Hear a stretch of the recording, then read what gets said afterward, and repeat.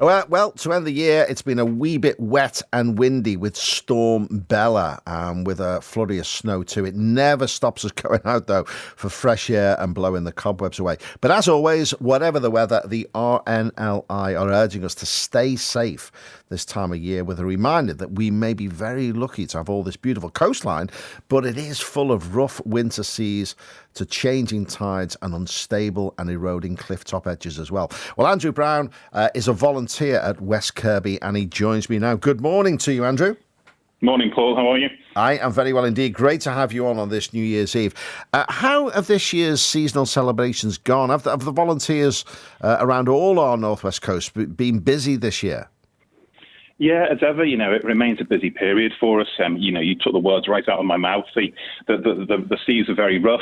There's a lot of cliff tops and edges that are eroding and falling away, so be careful of those selfies that you're trying to take, or if you're on the water's edge, stop trying to take those selfies when the tide might be coming in around you. But the Coast Guard and the RNLI have remained on 24/7 operational duties throughout this period. And what we're seeing more and more, and what the statistics show us, is actually those people visiting the coastline, as beautiful as it is, it's those people that are on the water's edge, not necessarily going into the water on purpose with kayaking and sailing, but those people who are going from a leisure perspective, they're actually the ones who are at the most at risk of being caught out and potentially drowning. So really take care. Now, throughout the whole of the pandemic, people have been trying to get out, just get a bit of fresh air. Coastline is a great place to go to. So I'm sure you've seen an increase in people out and about. But now we are in winter, there must be some added additional dangers that go with that. Yeah, of course. And as you rightly say, we've got a beautiful coastline around Merseyside, and it's understandable. Government guidelines and tiers allowing, we can visit that coastline. But when you go there, it does come with those risks. As we said before, around the water is extremely cold at the moment. When the tide's coming in, the darkness comes in quickly, so it's very easy to get disorientated and to get trapped. Those cliff tops that are falling away. So it's around having fun, but safely, Paul. So, take and wear the appropriate clothing. Think what could happen. The weather could turn. Plan your activity and tell somebody else perhaps where you're going. So it just gives you that sort of bailout if you get in trouble, and understand the local dangers. And most importantly, the tides. The tides around Merseyside come in so fast, so quickly. It's arguably the most common thing we go out for, that people are caught out. So understand the tides and how long you've got. And really importantly, to sort of how you can self-help yourself. We spoke before about those cliff tops and the tide coming in. Just be careful of that last selfie that may just get you in trouble. It's not worth the risk. Don't enter the water. It's extremely cold, especially if it's after a furry friend. It's all too tempting if they go for a swim and you think they're in trouble. Statistics show us it's the furry friend that can self-rescue. It's the individual that goes in that gets in trouble. So from our perspective, just really take care out there. And if you do find yourself in that worst case scenario and you're in the water, the RNLI always talk about float to live. Try and keep calm. Don't thrash around and exhaust yourself. It's the quickest way to sort of potentially drowning. Float to live. Spread out your arms and legs. It increases the length of time that you can stay buoyant and stay there, and gives the Coast Guard and the RNLI that time to get to you. And of course, in every situation at the coast, if you or if somebody else is in trouble, remember to dial 999 and ask for the Coast Guard. Let us come and help you.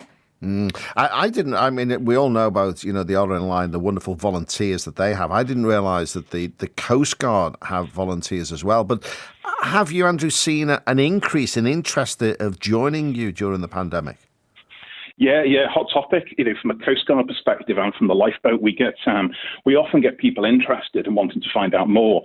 But certainly during the pandemic and a lockdown, I think because people are sort of staycationing and visiting our coastline more, they see these sort of roles and want to get involved and want to know more, which is fantastic. And what I'd say to anybody listening is that, we all see on TV the Coast Guard and the Lifeboat in that emergency, the Lifeboat hitting the water.